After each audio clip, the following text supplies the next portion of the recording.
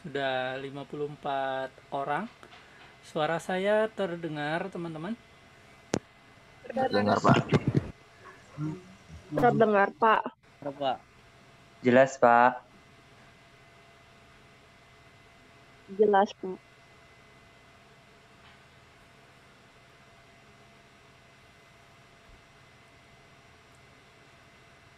Baik, sudah cukup banyak ya. Mohon izin kita mulai pelan-pelan begitu ya. Assalamualaikum warahmatullahi wabarakatuh.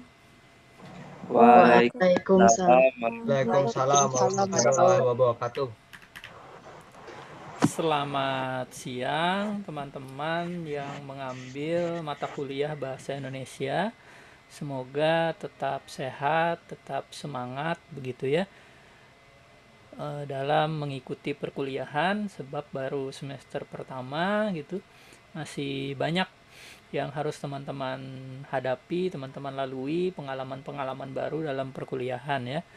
Di dalam perkuliahan Bahasa Indonesia ini adalah pertemuan tatap muka, sebab minggu sebelumnya saya memberikan materi dalam bentuk video, ada juga dalam bentuk penugasan, semata-mata agar perkuliahan ini tetap berjalan, karena memang sebagai seorang pegawai fakultas seringkali ada kegiatan lain yang harus diikuti, namun mengajar sebagai tugas utama jangan sampai terlantar begitu ya. Maka itu ada banyak cara untuk tetap melakukan proses pembelajaran kepada mahasiswa, meskipun efeknya begitu ya, hasilnya berbeda-beda setiap orang begitu ya. Ada orang yang lebih paham ketika langsung bertatap muka begitu kan, melalui meeting atau di dalam kelas. Ada juga yang hanya memerlukan video, ada yang memerlukan suara saja gitu ya. Dia hanya sifatnya audio saja sudah cukup paham dan sebagainya. Tapi begitulah seni mengajar, teman-teman. Dia harus mampu membunyikan tiap mahasiswanya untuk menjadi sebuah harmonisasi bunyi yang baik gitu ya.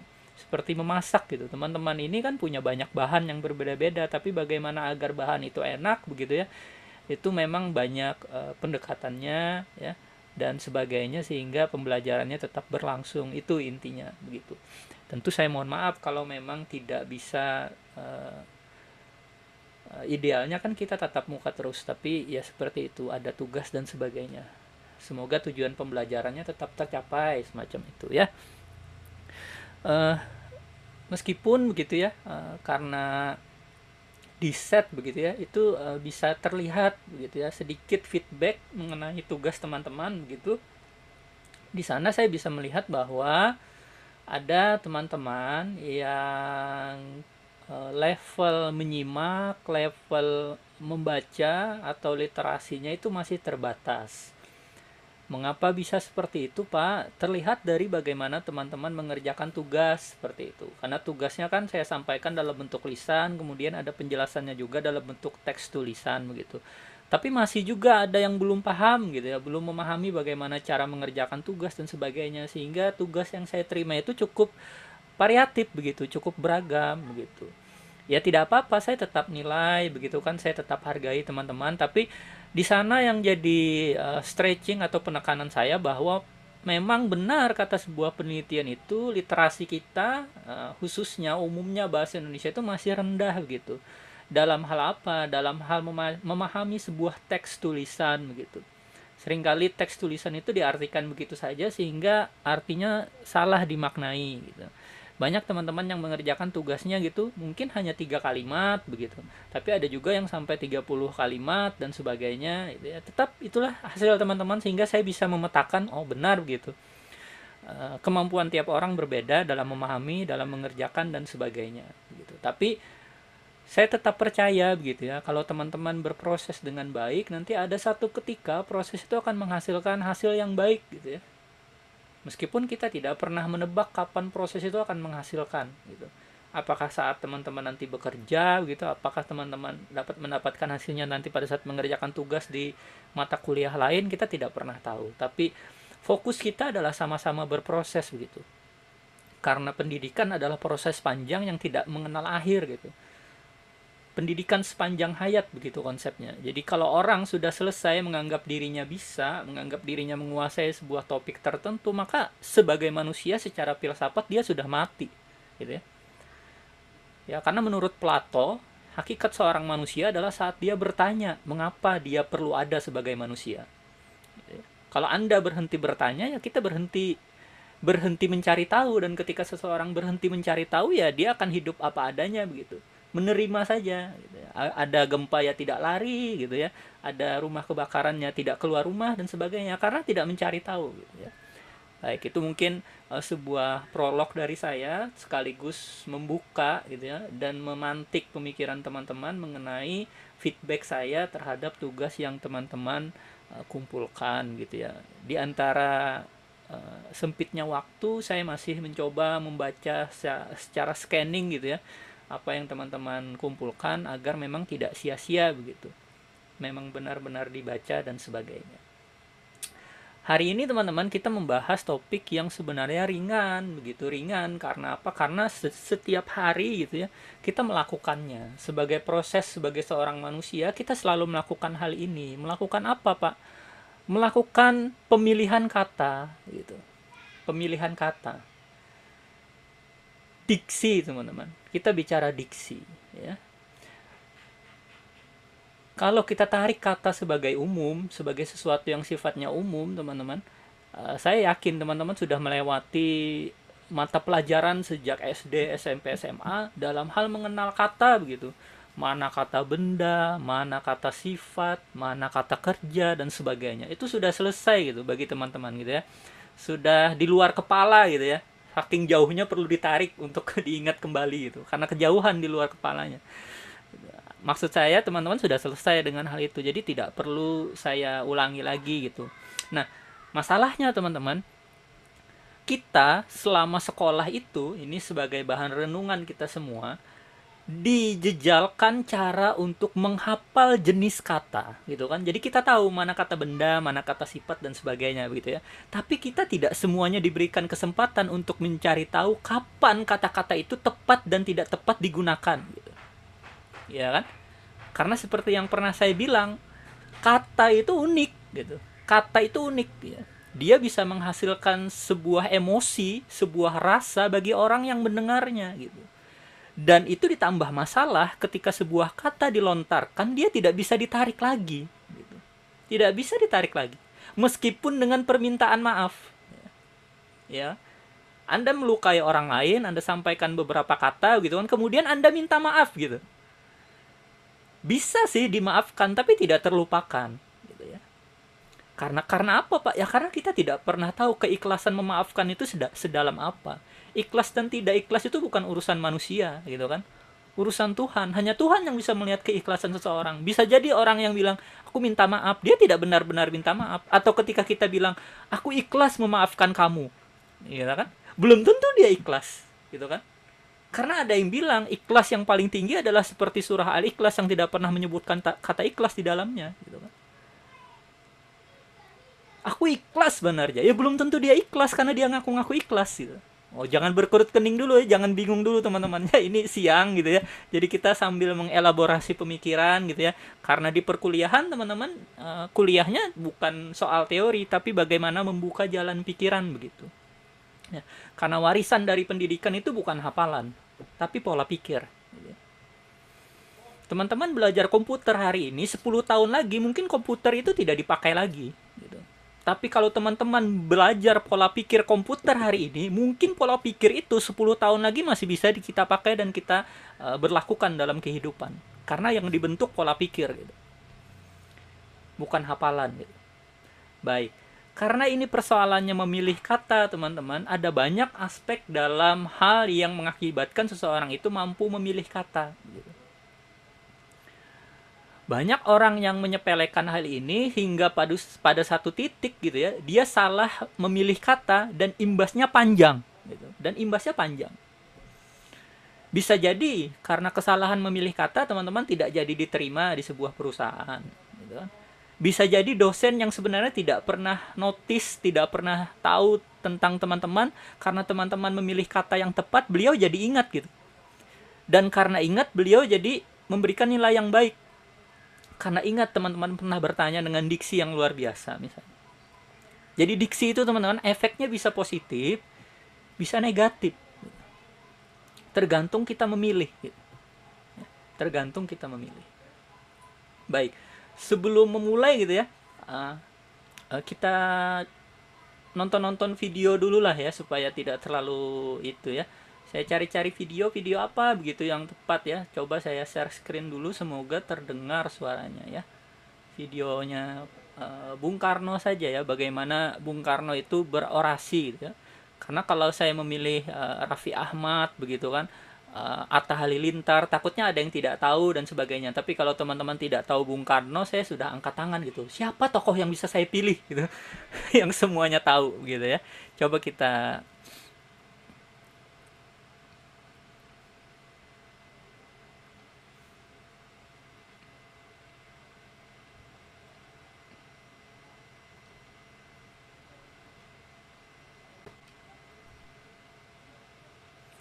terlihat videonya.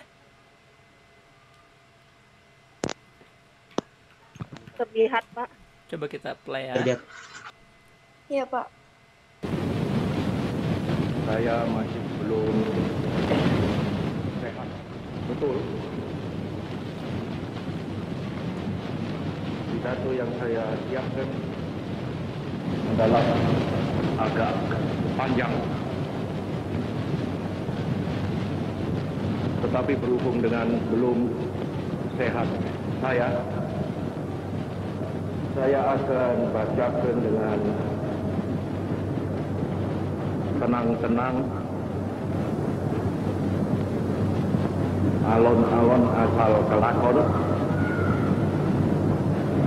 Saya minta saudara-saudara sekalian dengarkan dengan seksama.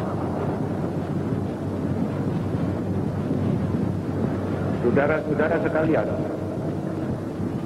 sebagaimana biasa, maka pada tiap-tiap hari 17 Agustus saya berdiri di hadapan saudara-saudara sekalian. Ini kali di Stadion Utama Gelora Bung Karno. Sedang dahulu selalu di muka Istana Merdeka.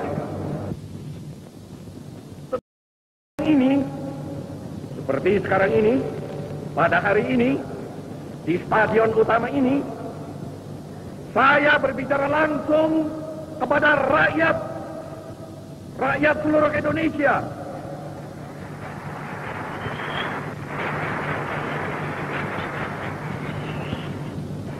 Bahkan juga langsung kepada seluruh dunia, dari timur sampai ke barat, dari utara sampai ke selatan. Saya sekarang tidak terutama sekali berbicara sebagai presiden mandataris, tidak sebagai presiden perdana menteri, tidak sebagai presiden panglima tertinggi. Saya berbicara di sini sebagai penyambung lidah rakyat Indonesia.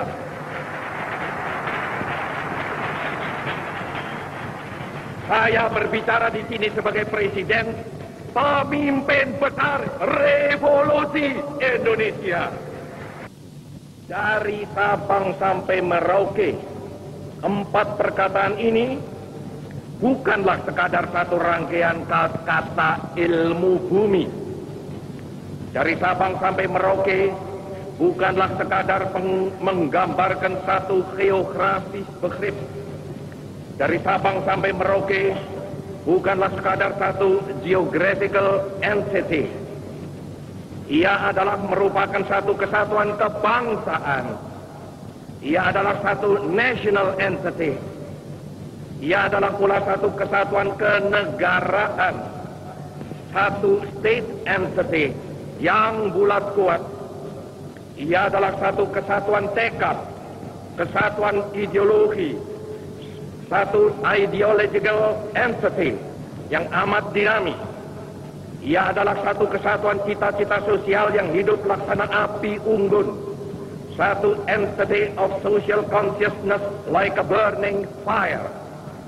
All the social conscious of men praise for our victory. Karena itu, hei seluruh bangsa Indonesia, tetap tegakkanlah kepalamu.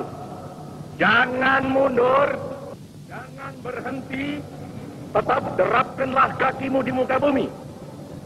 Jikalau ada kalanya saudara-saudara merasa bingung, Jikalau ada kalanya saudara-saudara hampir berputus asa, jikalau ada kalanya saudara-saudara kurang mengerti jalannya revolusi kita, yang memang kadang-kadang seperti bahtera di lautan badai yang mengamuk ini, kembalilah kepada sumber amanat penderitaan rakyat kita yang kongruent dengan social conscience of man. Kembalilah kepada sumber itu, sebab di sanalah saudara akan menemukan kembali realnya revolusi. Tapi alhamdulillah, Tuhan menolong. Lalu kita bangkit. Lalu kita menggeletekkan kita punya stop kepada segala penyelewengan mental itu.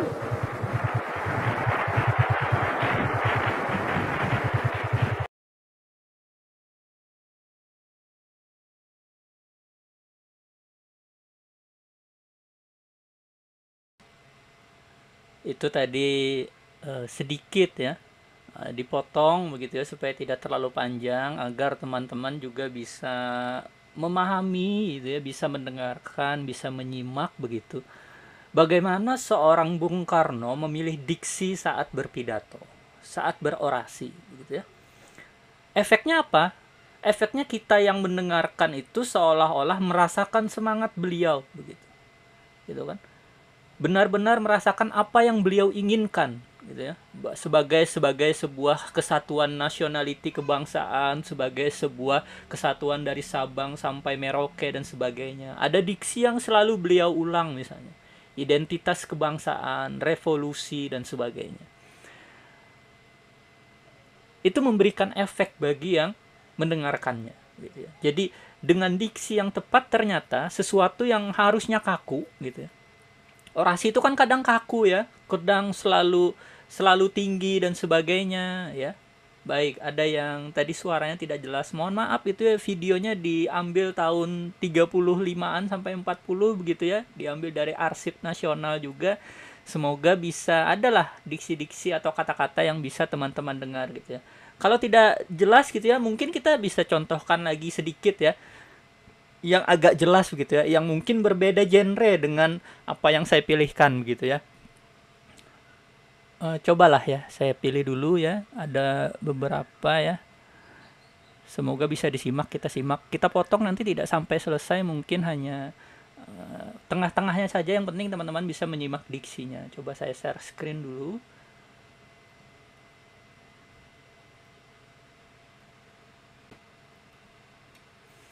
Terlihat videonya? Iya Pak, terlihat Pak. Ya, semoga ada suaranya ya. Maaf. Kau regas segenap pucuk pengharapanku. Kau patahkan, kau minta maaf.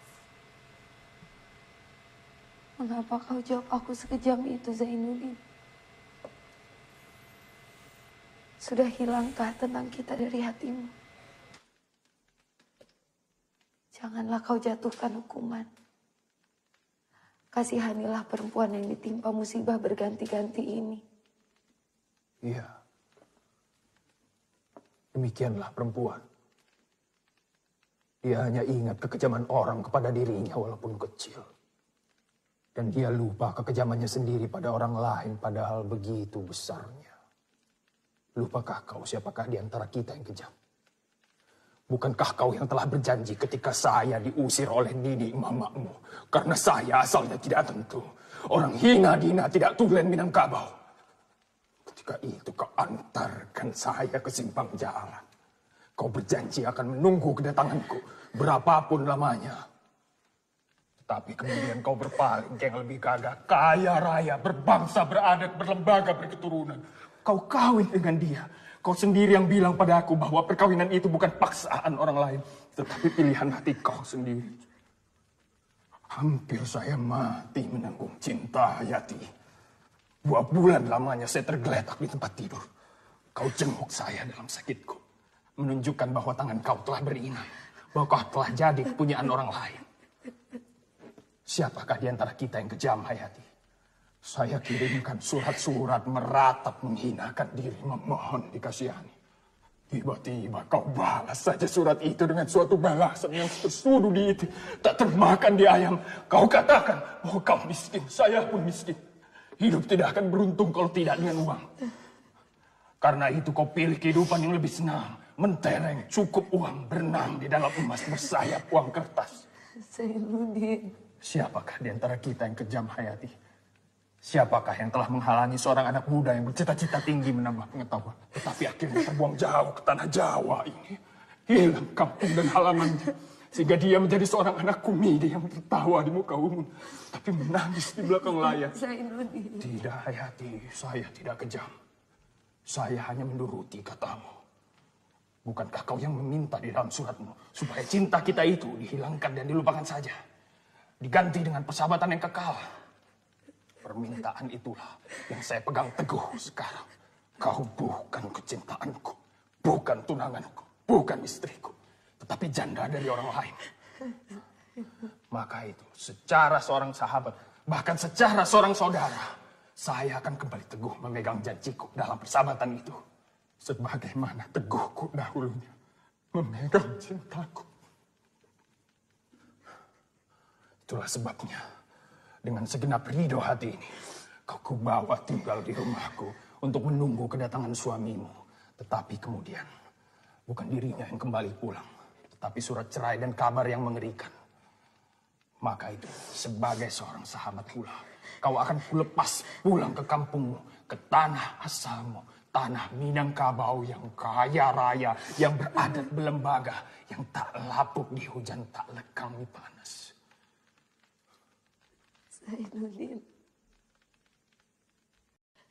itukah keputusan yang kau berikan kepadaku? Tidak, saya tidak akan pulang. Saya akan tetap di sini bersamamu. Biar saya kau hinakan, biar saya kau pandang sebagai babu yang hina. Saya tak butuh uang berapapun banyaknya, saya butuh dekat dengan kau, Zainuddin.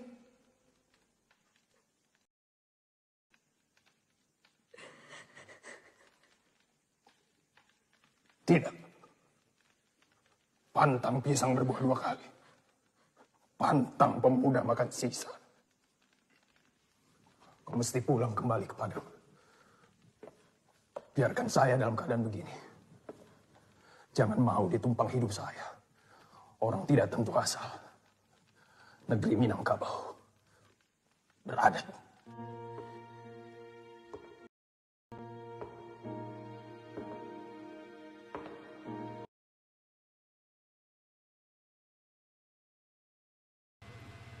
Baik ya. Ada rasanya tidak nonton video tadi? Ada Pak, Ada ya. Ini ada Sudah ya. pernah nonton. Iya, alhamdulillah yang sudah pernah nonton, yang belum semoga nanti nonton secara penuh gitu ya. Itu cuma potongan saja.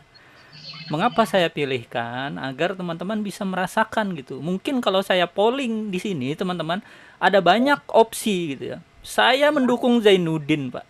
Pantang pisang berbuah 2 kali, Pak. Pantang pemuda makan sisa. Wes asik ya. Silahkan yang ikut Zainuddin gitu kan. Tapi ada juga yang ikut Hayati gitu ya.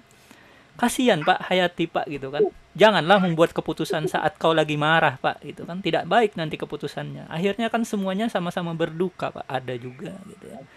Ada juga yang di tengah-tengah nanti kan. Wah, tidak ada ini Pak yang benar ini Pak. Ini cuma, nah ini kan. Itu artinya diksi dalam film itu berhasil teman-teman. Berhasil dalam hal apa? Memberikan rasa kepada orang yang menontonnya. Gitu. Seandainya tadi Zainuddinnya berkata biasa-biasa saja. Tidak, ya, saya tidak akan menerimamu kembali. Ya tidak perlu 4 menit tadi dialognya. 5 detik selesai. Gitu kan. Tapi tadi dialognya 4 menit gitu ya. Herjunot Ali perlu menghafalkan dialog sepanjang itu agar hanya 1 kali tag. Itu hebat juga Herjunot ya.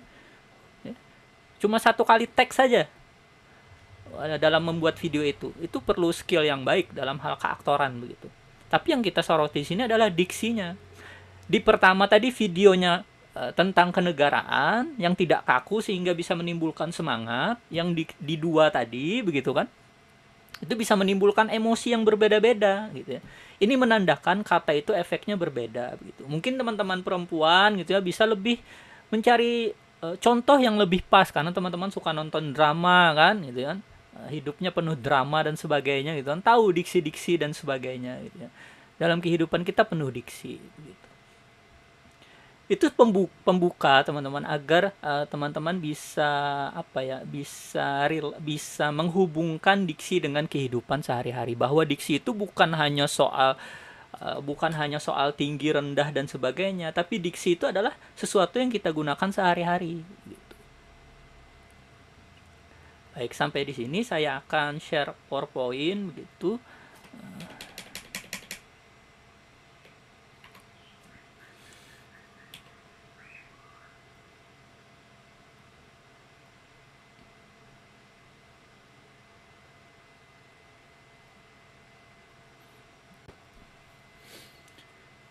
Baik, kalau kita bicara diksi, dia itu ya, mengapa sih Pak diksi itu bisa dilakukan? Jawabannya sederhana.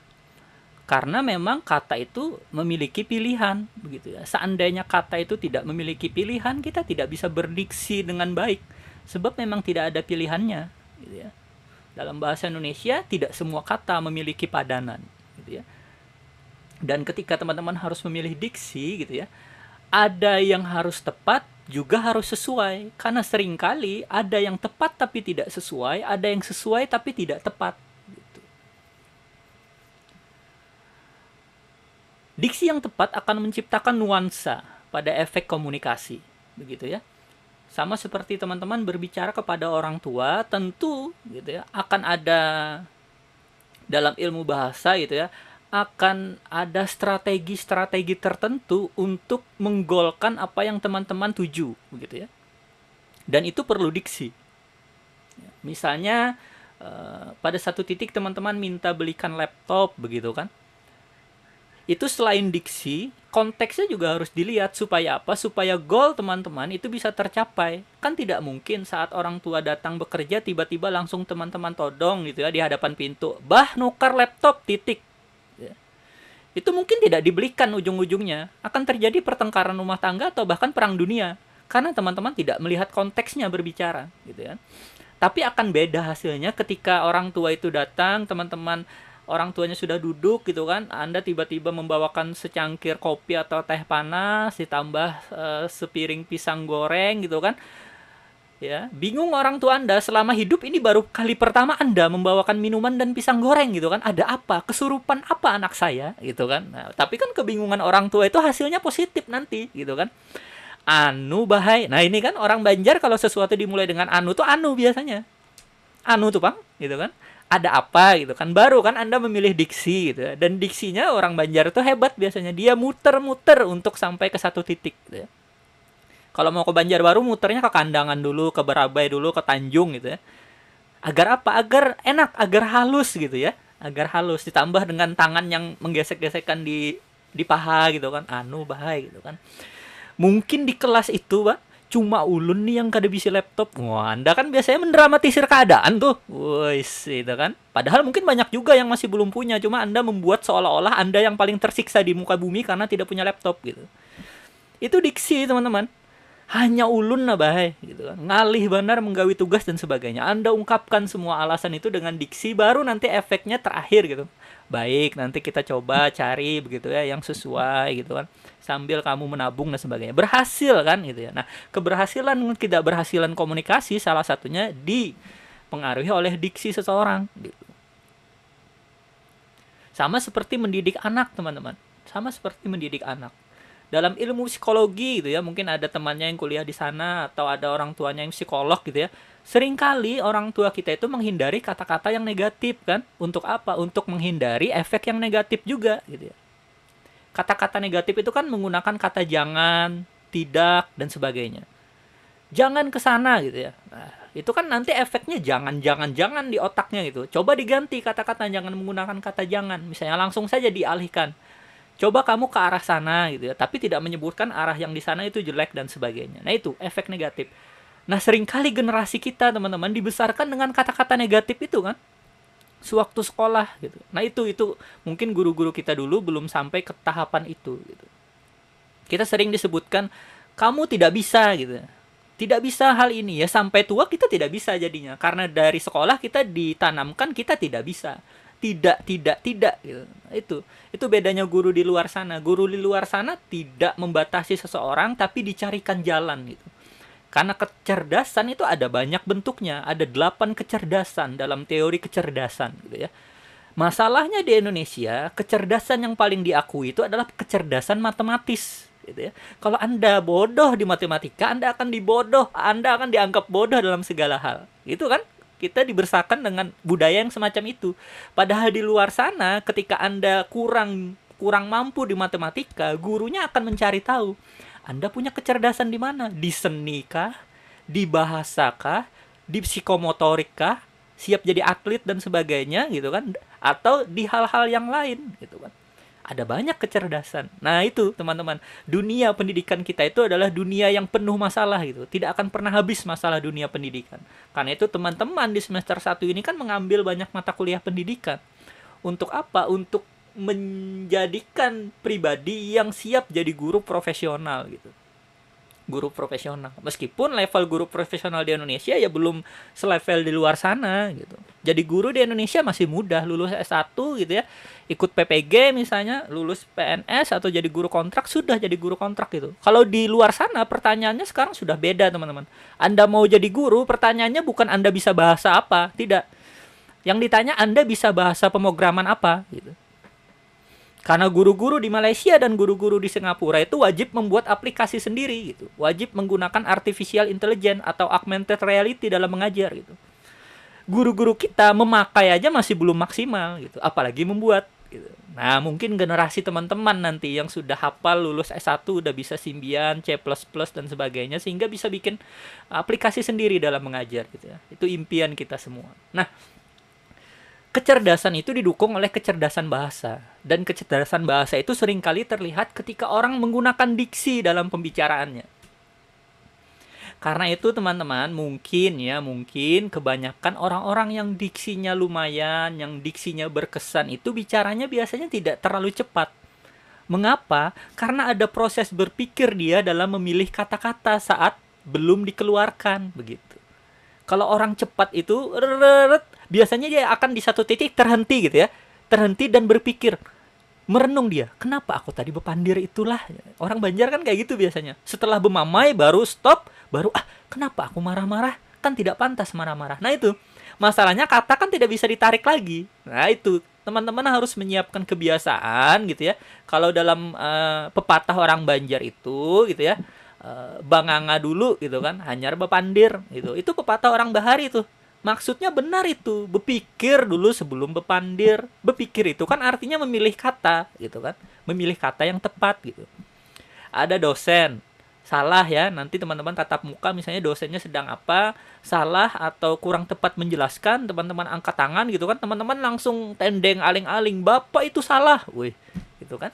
Benar teman-teman, benar. Tapi cara mengatakannya mungkin diksinya bisa diperhalus gitu. Supaya apa? Supaya tidak menghasilkan emosi yang tidak perlu gitu. Karena tidak semua dosen menerima disalahkan, ya kan? Teman-teman pun pasti tidak semuanya menerima disalahkan kan? Dipilih diksinya, Pak.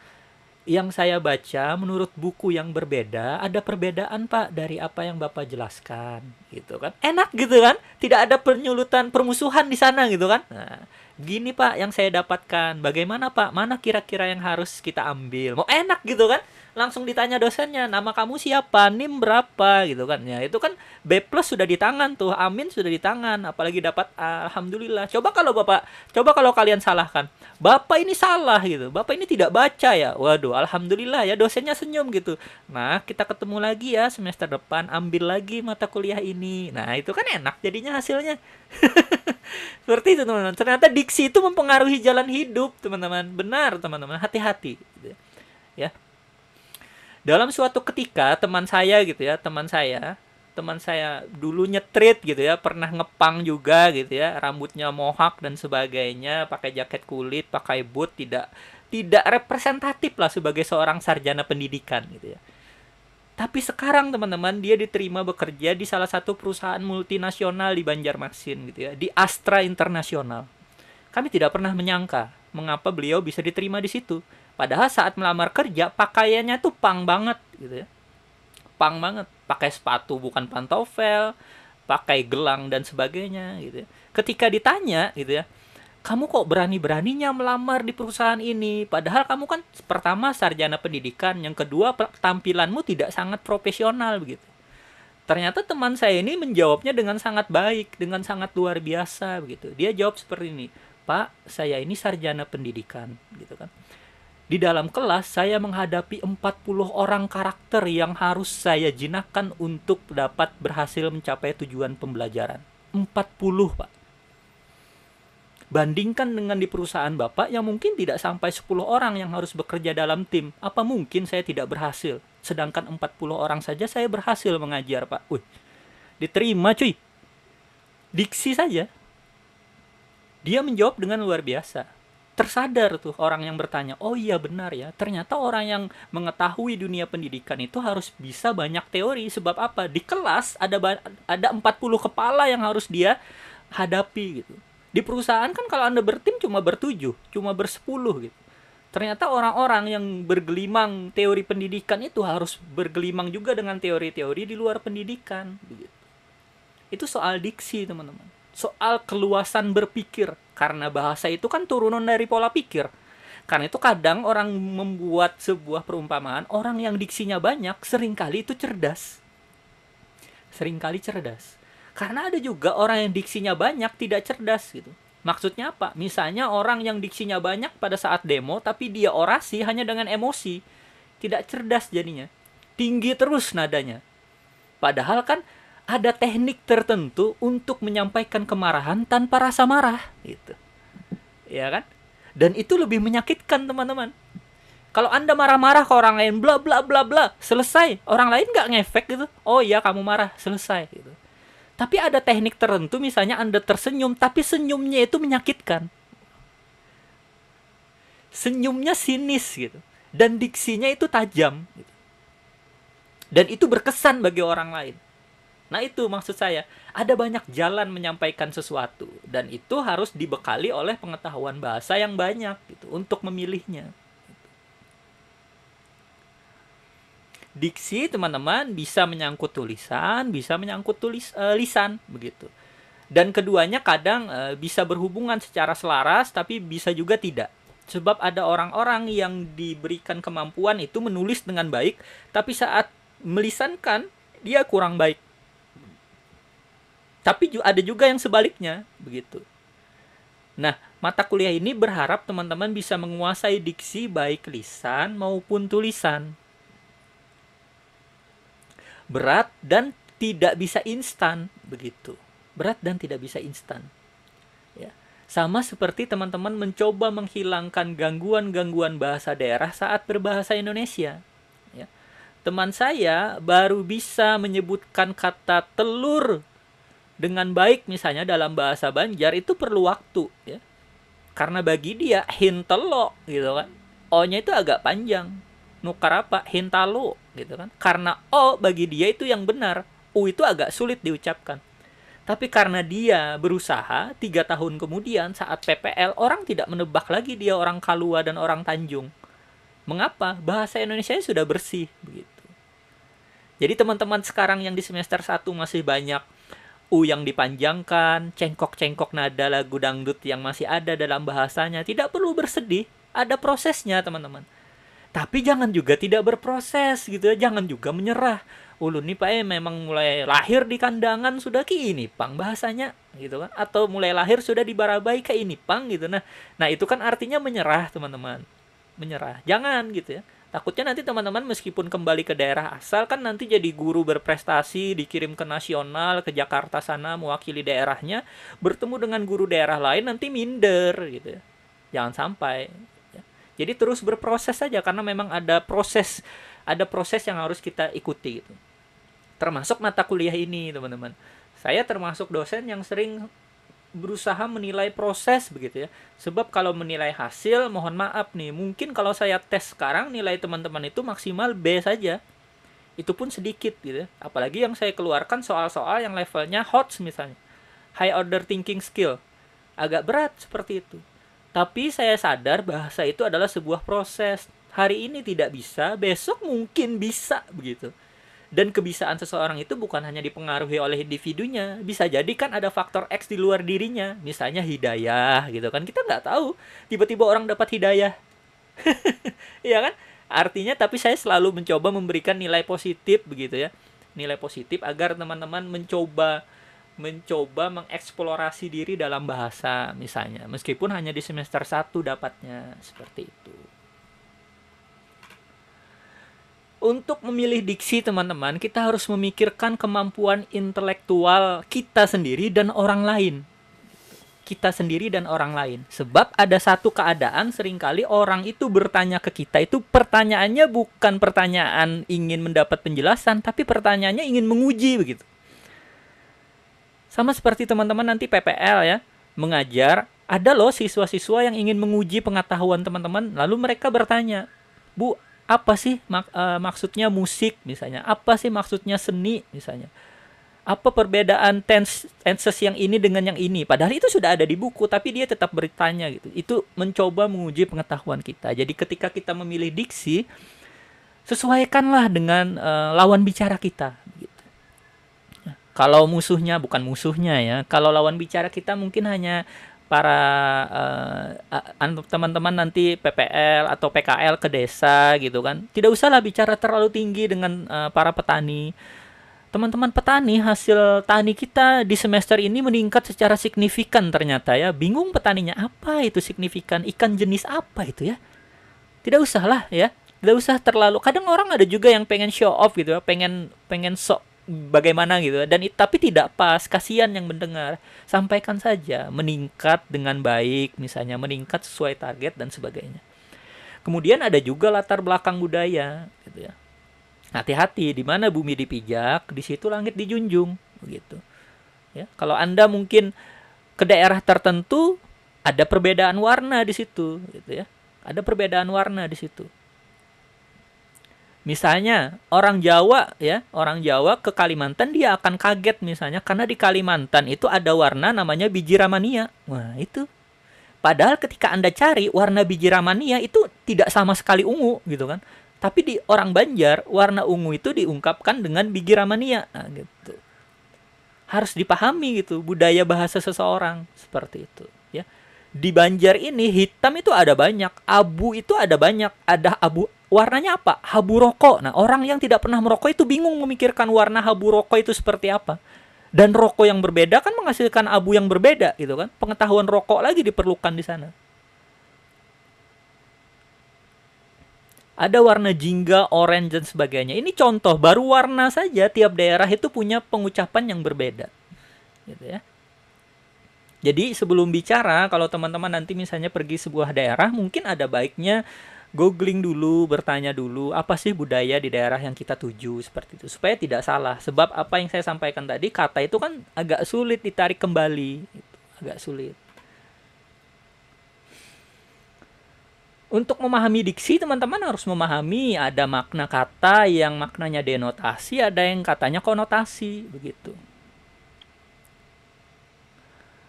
Seseorang itu kan di-stop oleh Pak Polisi gitu kan. Ditanya, "Mengapa kamu tadi melanggar lampu merah?" "Mohon maaf Pak, saya tidak tahu." "Loh itu kan tadi lampu merah," kata Pak Polisinya. "Iya Pak, tapi bagi saya merah itu berani Pak." Ya pantas dia makin kencang, karena bagi dia merah itu berani teman-teman. Berani menerobos lampu merah gitu. Kita kan seperti itu ya, ketika melihat lampu kuning itu bukan malah siap-siap berhenti, tapi malah siap-siap untuk gitu ya. Memutar gas lebih kencang dan lebih dalam gitu. Karena jiwa kita ini jiwa pemberontak kan, muda, beda dan berani gitu. Ya kan? Selama tidak ada yang melihat gitu kan. Nah, ini Indonesia banget gitu. Apakah salah kita mengartikan lampu merah itu sebagai sebuah tanda keberanian? Tidak salah gitu. Tidak salah, itu makna konotasi. Yang salah adalah kita menempatkan makna itu di tempat yang salah gitu. Ya kan? Karena merah di sana artinya berhenti, hati-hati, begitu kan? Warnanya seperti darah itu warnanya, yang diartikan warnanya, bukan efek dari warna itu, begitu. Jadi teman-teman harus paham ada makna denotasi. Makna denotasi itu makna yang ditulis kamus ya, yang tidak menimbulkan rasa emosi, gitu kan? kata adik gitu ya, dik itu kan adik itu kan sebenarnya adik dari kakak gitu kan, dik dan sebagainya. Tapi di beberapa drama dik itu kan berubah makna gitu, jadi bukan adik sebenarnya tapi adik ketemu besar gitu kan, adik ketemu ganal dan sebagainya. Kata kakak gitu kan jadi AA dan sebagainya, itu ada rasa di sana, tidak lagi denotasi, dia berubah jadi konotasi gitu. Sering saya contohkan gitu kan, adik Anda di rumah memanggil Anda AA itu tidak ada rasanya bagi Anda, malah Anda marahi, kio tak harus anak guring gitu kan, selesai. Ketika ada WA masuk, AA lagi ngapain, oh berubah, Anda senyum-senyum sendiri gitu kan. Adeknya manggil AA, Anda marah gitu. Tapi ada WA gitu kan masuk, entah dari siapa gitu kan, Anda senyum gitu kan, merasa adem hatinya dan sebagainya. Tiba-tiba jadi Jainuddin gitu ya. Semoga kisahnya tidak seperti itu ya. Itu teman-teman, artinya maksud saya, satu kata itu bisa bermakna berbeda bagi kita semua gitu. Karena itu perlu hati-hati sekali memikirkannya. Ya, hati-hati sekali itu. Karena itu sering kalau diminta bicara, misalnya orang lain yang paham sekali kata itu perlu dipikirkan, dia agak kesulitan bicara tanpa memikirkan lebih dulu. Tapi ada juga yang sudah karena latihan, sudah berproses dengan baik, dia secara spontan itu bisa bicara dengan menggebu-gebu dengan baik, meskipun tidak ada teksnya. Hati-hati dengan makna denotasi dan konotasi. Hati-hati juga dengan kata umum dan kata khusus, sebab kalau Anda salah memilih nanti maknanya malah terlalu luas atau terlalu sempit begitu. Anda kelaparan gitu ya, Anda nitip teman kos gitu ya, tukarkan aku makanan, titik ya, selesai. Teman kosnya sampai gitu ya, dia belikan keripik gitu atau coki-coki gitu kan, atau apalah gitu ya, yang sifatnya makanan instan. Gitu. Kemudian Anda marah, maka Anda nih minta tukarkan makanan. Kenapa nyawa tukarkan misalnya coki-coki atau ajisang atau apalah gitu yang tidak mengenyangkan gitu. Marah Anda. Padahal teman Anda tidak salah. Anda kan tadi menitip apa? Makanan kan? Ya selesai, dia belikan makanan pun ya selesai. Bahkan tidak jelas itu makanan manusia, makanan kucing, makanan atau apa gitu. Dia belikan Whiskas juga dia tidak salah. Karena Anda nitipnya makanan kan. Ini makanan kucing gitu kan. Ini kan makanan ya. Jadi bertengkar kan. Karena tidak tepat gitu. Karena tidak spesifik. Harusnya Anda tulis saja, tolong belikan aku mie ayam, titik, selesai gitu.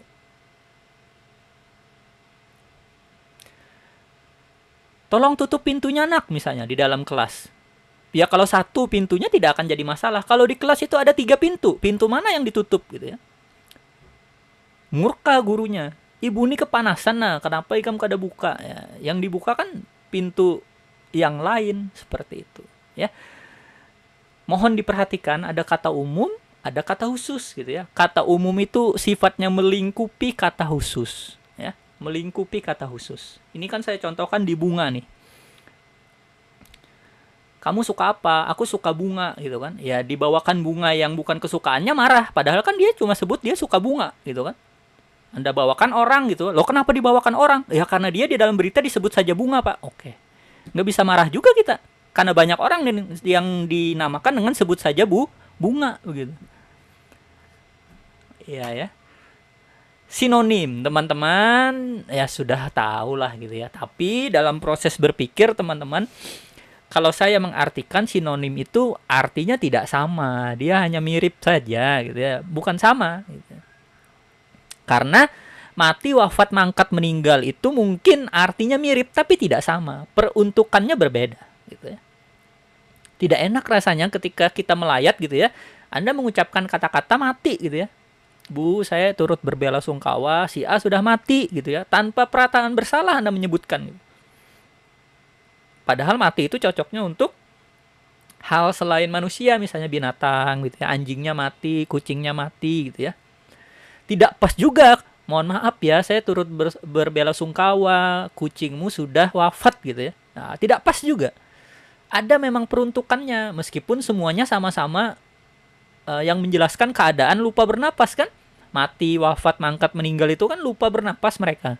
Gitu kan? Sama seperti kita nanti saat wafat kita lupa gitu cara bernapas. Gitu. Itu saja, cuma gitu ya dalam bahasa Indonesia ada banyak contoh diksinya untuk digunakan begitu.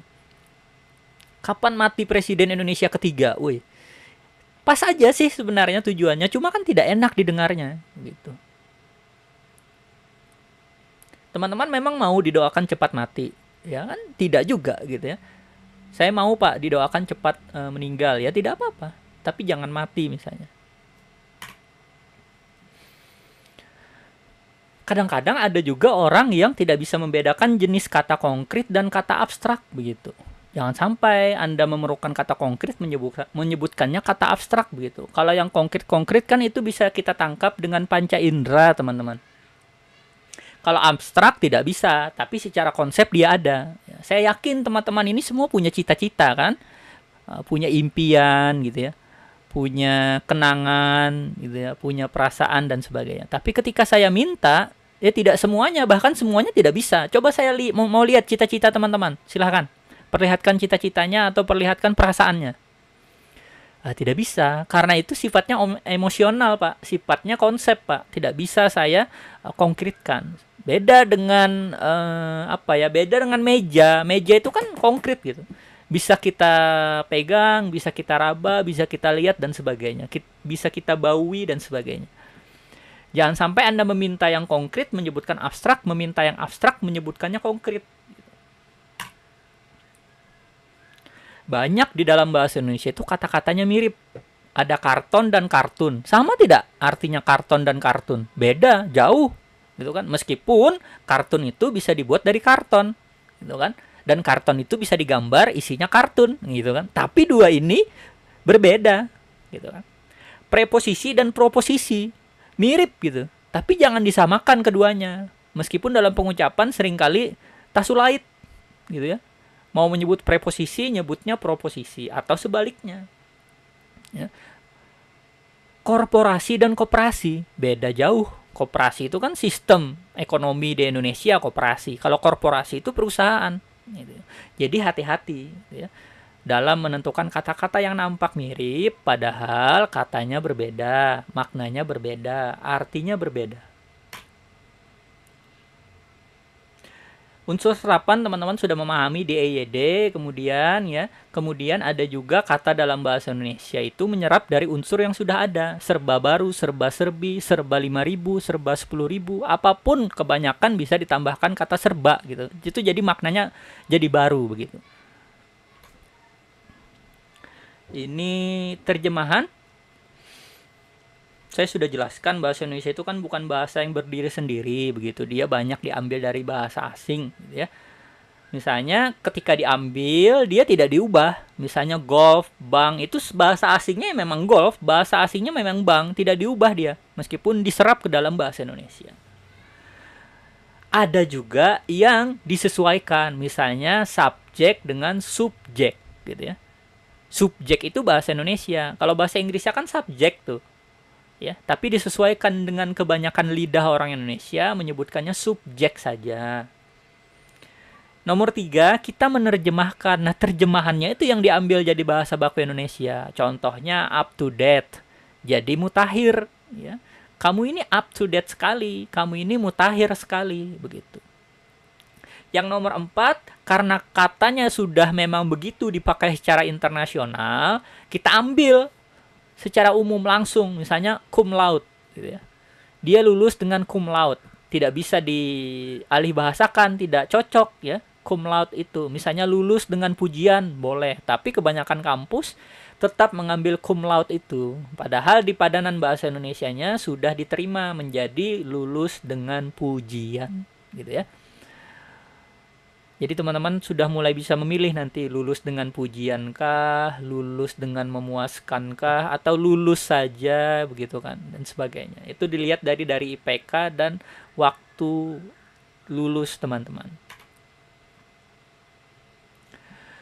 Hati-hati terbalik, bahasa lisan jangan Anda tuliskan, bahasa tulis jangan Anda lisankan.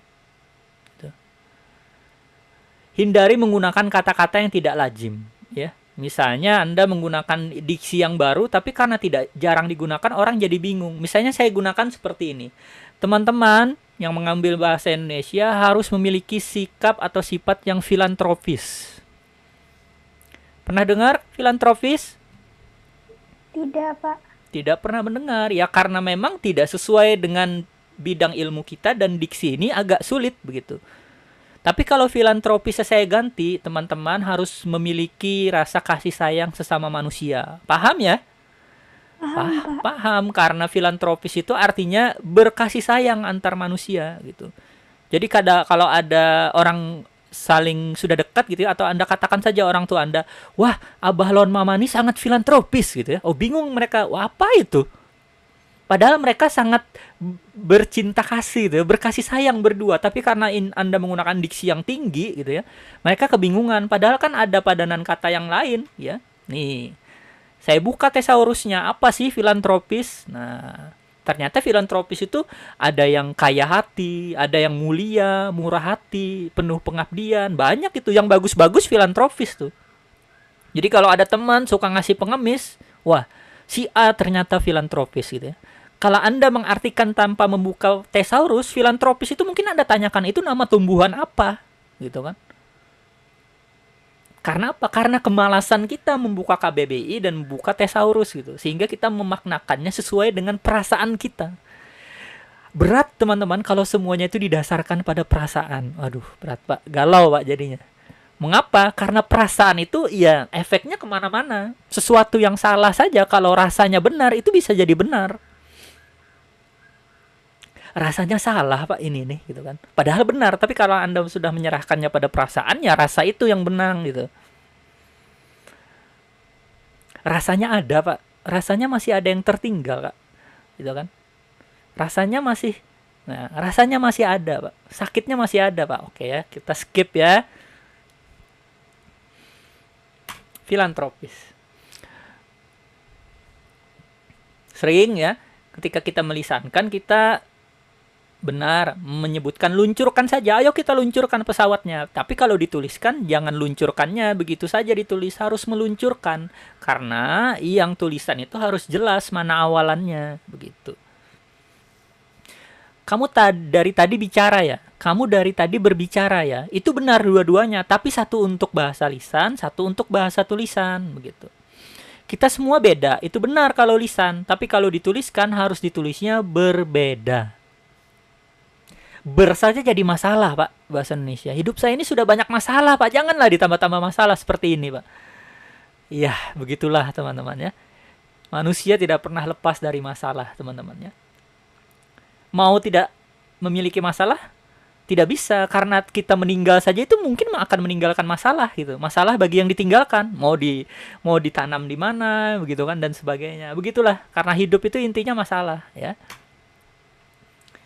Andi ini korbannya Ayu Ting Ting ya, dia dapat alamat palsu. Andi sedang mencari alamat. Ya. Andi sedang mencari alamat. Hati-hati, mana yang benar, menyari atau mencari? Kalau dalam bahasa lisan serah aja, mau kemana nyawa? Nyari anu nah, ya terserah gitu kan. Tidak mungkin Anda ditanya, kamu mau kemana?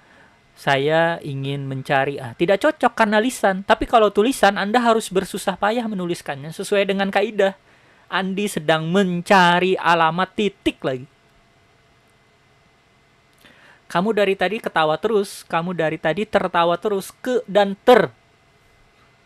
Mana yang baku? Tertawa. Kalau dalam lisan boleh disebutkan, dia dari tadi ketawa terus Pak. Ya mungkin sudah hilang kesadaran dan sebagainya. Boleh, kalau lisan.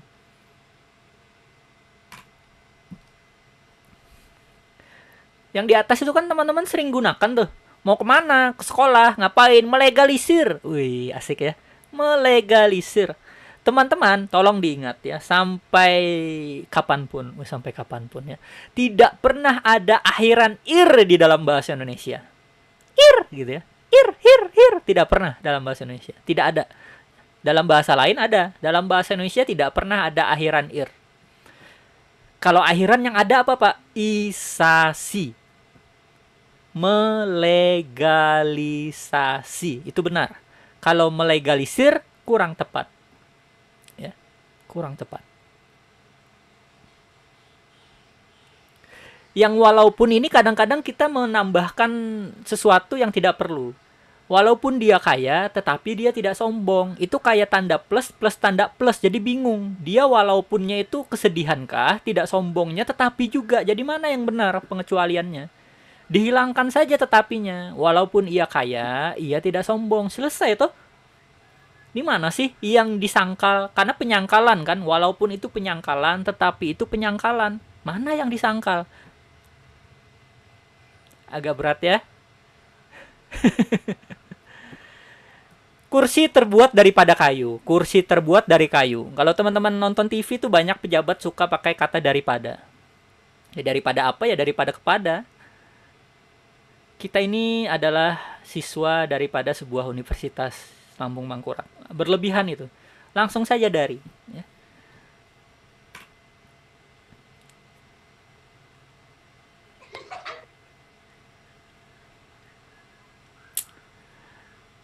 Sering kita mengalami kemalasan, termasuk malas menulis kata-kata yang harusnya tidak boleh ditinggal. Misalnya kata idiomatik dalam bahasa Indonesia.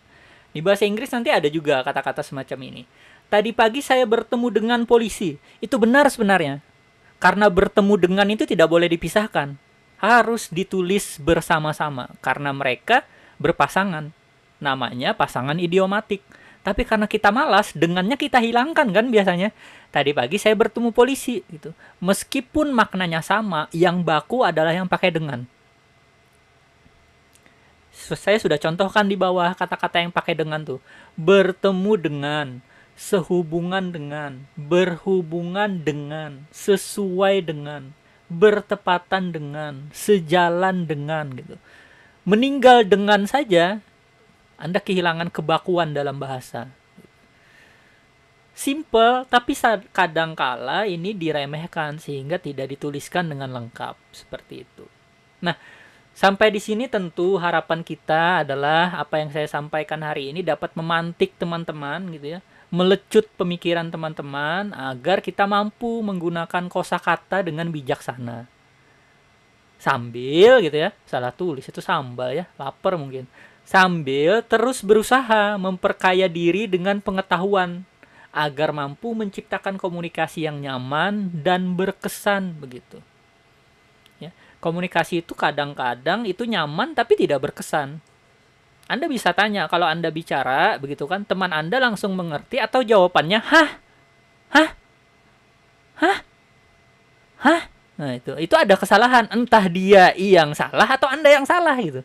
Karena jawabannya hah, padahal Anda sudah sangat jelas gitu menyampaikan ada tugas bahasa Indonesia.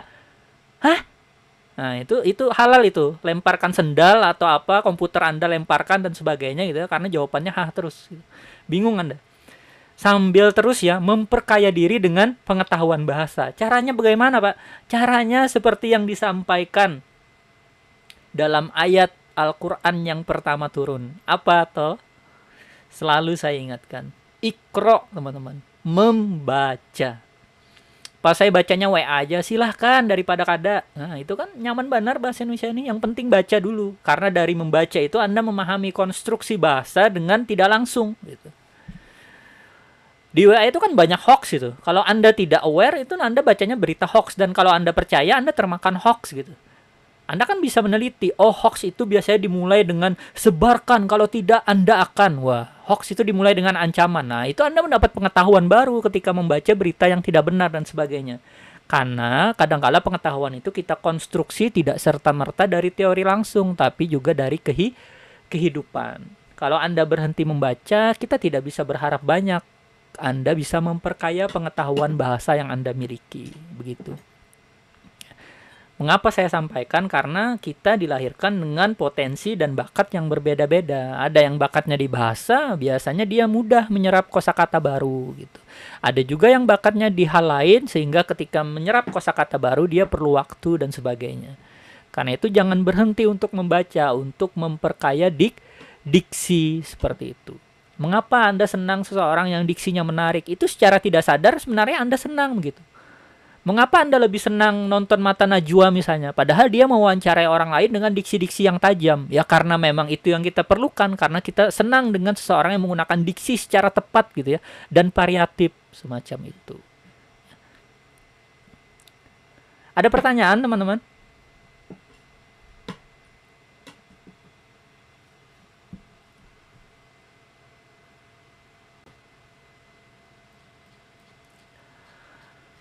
Mengenai daftar hadir, nanti setelah ini akan saya buka di Simari, semoga bisa diisi begitu ya. Semoga sudah pertemuan ke-5 kalau tidak salah ya. Ke-5 atau ke-6 sudah mulai baik ya, tidak ada lagi kesalahan isi atau bahkan nyasar ke mata kuliah yang lain dan sebagainya gitu ya. Semoga makin nyaman teman-teman menggunakan Simari. Ya harapannya semester depan sih sudah tatap muka begitu ya. Karena mungkin lama-lama akan ada kegilaan tersendiri gitu ya. Interaksinya hanya dengan layar laptop, layar HP dan sebagainya begitu.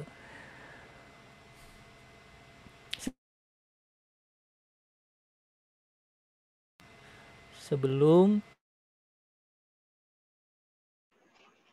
Permisi Pak, boleh bertanya? silakan. Nama saya Rusda Afifa. Tadi saya mencari materi juga di internet tentang diksi. Habis itu membaca di Wikipedia ada yang hiponim sama hipernim. Saya masih kurang mengerti dan memahami dari penjelasan di Wikipedia itu tentang hiponim dan hipernim. Tadi Bapak juga menyampaikan tentang hiponim. Mungkin Bapak bisa menjelaskan kembali tentang hiponim dan hipernim. Terima kasih, Pak. Baik, itu hiponim dan hipernim itu adalah istilah yang sebenarnya digunakan dalam linguistik untuk membedakan antara kata umum dan kata khusus. Sama saja sebenarnya. Kalau hiponim itu kan artinya lebih khusus daripada hipernim gitu. Kalau hipernimnya hewan, hiponimnya ya ikan, sapi, kerbau dan sebagainya begitu ya. Karena ilmu bahasa itu ilmu yang multidisipliner ya, Ibu Rusda, seringkali istilahnya itu berbeda dari sudut pandang teori yang memandangnya, tapi bendanya sama begitu ya. Ketika kita bicara tentang kata kerja, istilah linguistiknya kan apa kata kerja? Kata kerja apa istilahnya? Kata sifat apa istilahnya? Verba dan adjektiva. Nah, seperti itu. Sebenarnya sama gitu. Jadi hiponim itu kata khususnya, kalau hipernim itu kata umumnya. Begitu Ibu Rusda ya. Semoga bisa dipahami ya, gitu ya. Ini sebenarnya mungkin harusnya sudah selesai di SMA begitu, tapi mungkin guru SMA-nya menjelaskannya tidak pakai istilah ya. Menggunakannya hanya menggunakan kata umum dan kata khusus gitu. Ya, sama seperti dulu kan belajar majas tuh, ada banyak majas, ada totem pro parte, pas pro foto dan sebagainya gitu. Sebenarnya sama saja gaya bahasa juga gitu. Cuma ya istilahnya banyak gitu, tergantung sudut pandang teori yang memandangnya. Boleh menggunakan kata umum dan kata khusus, boleh menggunakan hiponim dan hipernim, tapi gunakanlah hiponim dan hipernim dengan teman-teman sekelas gitu. Dengan anak-anak bahasa Inggris atau anak-anak yang mengambil mata kuliah bahasa Indonesia.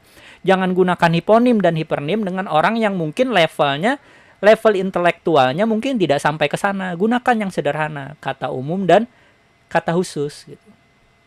Ya, jangan mengajarkan nanti PPL, mengajarkan ke anak SMP hiponim dan hipernim gitu. Kasihan mereka, mungkin istilahnya agak sedikit berat untuk anak SMP begitu. Tapi kalau di perkuliahan boleh levelnya boleh menggunakan istilah yang agak berat seperti itu. Semoga penjelasannya bisa diterima begitu kan. Diterima dulu, karena kalau penjelasan ditanyakan kepuasan agak berat, karena kepuasan tiap orang itu berbeda-beda gitu kan. Jadi kalau diskusi jangan tanyakan sudah puas atau belum gitu ya. Sampai maghrib teman-teman akan dibahas terus karena dia tidak puas gitu kan. Seperti itu. Semoga bisa diterima Ibu Rusda. Ibu Rusda ya tadi ya. Iya, Pak. Baik, silahkan jika ada yang lain gitu kan. Sudah mau pukul 3. Ya silahkan. Alhamdulillah ya. Boleh aku bertanya tentang soal yang penjelasan Bapak yang tentang tidak ada bahasa Indonesia yang hampir kata ir. Itu tuh Iya. dalam kata yang seperti apa ya, Pak?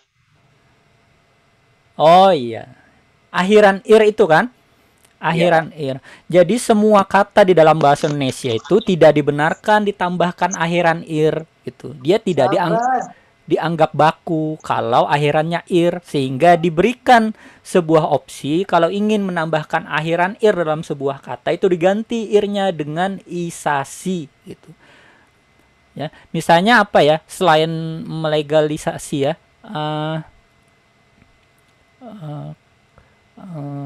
mengorganisir. Nah, mengorganisir ya. Mengorganisir sebuah organisasi. Wah, pusing Anda dengarnya tuh. Karena ir itu tidak ada begitu kan, dan konteks kalimatnya juga agak berat gitu. Kalau mau baku, organisirnya diganti menjadi mengorganisasikan sebuah perkumpulan. Boleh seperti itu. Ya. Jadi jangan juga Anda sampaikan nanti ya ketika Anda sampai ke sebuah sekolah gitu ya, ke sekolah lama Anda masuk, Pak mau melegalisasi gitu ya. Kemudian kata tata usaha yang menerima, baik, nanti akan kami legalisirkan. Wah, Anda marah. Anda ini tidak tahu ternyata. Tidak ada akhiran ir dalam bahasa Indonesia. Jangan juga begitu. Ini sebagai pengetahuan teman-teman bahwa memang yang baku itu akhirannya isasi begitu. Ir banyak dipakai, tapi yang banyak dipakai kan belum tentu benar. Teman-teman sudah di level perkuliahan, di level mahasiswa, sudah tahu dan sudah mencari tahu yang benar itu ternyata isasi, bukan ir. Demikian kira-kira penjelasan saya. Semoga bisa dipahami begitu ya.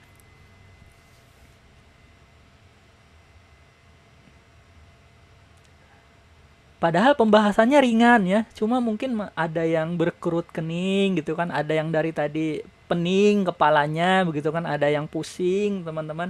Tidak apa-apa gitu ya, karena kebingungan itu adalah awal sebuah pengetahuan begitu ya. Kalau memang tidak bingung, buat apa belajar gitu ya. Kita belajar, saya juga belajar, sama-sama mengingat begitu, sama-sama tidak bisa. Dari ketidakbisaan itu kita berproses gitu ya. Semoga nanti diberikan jalan, diberikan hidayah gitu ya untuk menguasai teori tertentu yang menunjang teman-teman dalam kehidupan ya, dalam berpikir gitu ya, dalam pola pikir. Karena bisa saja bahasa Indonesia atau sebuah ilmu itu dalam beberapa tahun kan berubah gitu. Kita belajar hari ini ir tidak baku, 5 tahun lagi dibakukan pemerintah, siapa tahu. Tapi yang saya inginkan adalah pola pikir mencari tahu itu yang dipertahankan. Ya, pola pikir membuka kamus, pola pikir mencari tahu tesaurus dalam istilah itu yang kita perlukan. Gitu. Karena peninggalan abadi dari pendidikan adalah pola pikir gitu. Ya, pola pikir. Ada lagi teman-teman? Ada yang sudah mengawang-awang jiwanya begitu ya. Mungkin sudah berada di kasur dan sebagainya, tapi ya alhamdulillah itu sudah bertahan sampai pukul 3 gitu ya. Ada yang sudah kuap-kuap dari tadi dan sebagainya.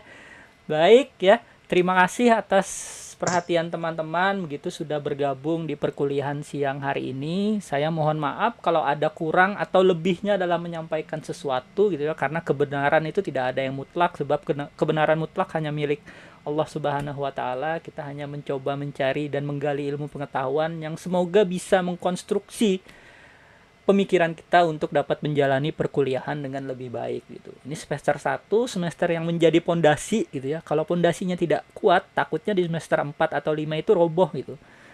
Dan sebagainya. Semoga ada manfaatnya gitu ya. Kita bertemu di lain kesempatan, semoga dengan keadaan yang lebih baik. Saya akhiri. Wassalamualaikum warahmatullahi wabarakatuh. Waalaikumsalam warahmatullahi wabarakatuh. Warahmatullahi wabarakatuh. Terima kasih Bapak. Terima kasih Bapak.